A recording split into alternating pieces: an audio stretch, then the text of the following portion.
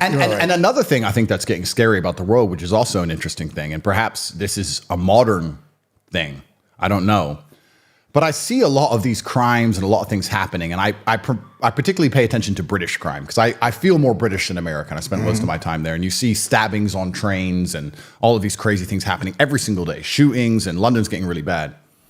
And I was talking to someone, and I said, we're at the point now where you almost just have to avoid broke people. And I'm not saying that in a horrible way. I'm saying you can't get on a train because there's someone on that train who can't pay their bills and is on the edge. That's just the reality of it. You can see it. Someone bumps into them and they just pull a blade and start stabbing people.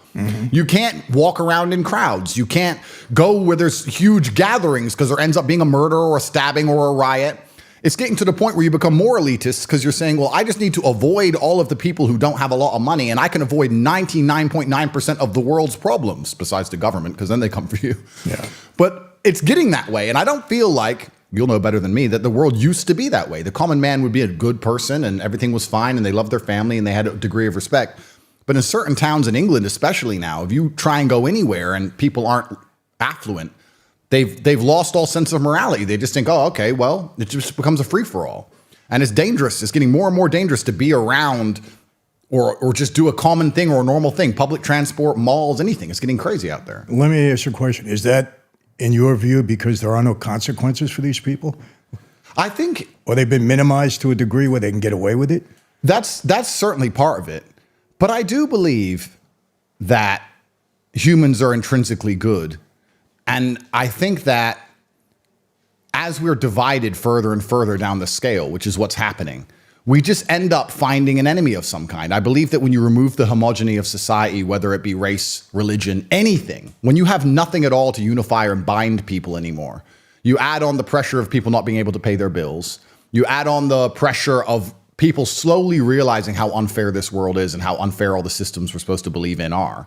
I think there's just a lot of pressure on people to just... I don't think a lot of people can take pressure. You can talk from jail. We can talk about our jail. There's a lot of people who wake up and they say, let's take it this way. If you're an immigrant, let's say, and I don't know this, I'm just guessing, because I try and put myself in other people's positions, right? I try and pretend I'm them. If I was an immigrant and I grew up in a strictly Islamic country in a war zone, I'm going to be battle hardened because I've seen terrible things happen. And I'm going to have this view of the West as this utopia of beautiful women and money and all this other garbage, right? And I'm going to leave my land, and I'm going to go to England, and I'm going to realize that, one, I don't have really very much money. Other people may have some money, but I don't. Two, nobody really wants to give me a job because I don't have the work ethic they expect of me. Three, the women don't look at me as anything. So all these women who I have a bad view of, I view them as promiscuous because that's what I've seen in the music videos. Yeah. And I go up to them and I'm like, hey, and they're like, go away from me. That offends me. What do you mean go away? Why are you telling me to go away? Because I have this promiscuous view in my mind. You put me with 10 other guys who have no job and we stand around on the corner all day. Like, how is this going to end anything other than crime? How is this going to end any other way? Because you get to a point, especially when you tell them the punishment for what happens to them is probably better than how they lived at home. You're going to say, well, get rich or die trying.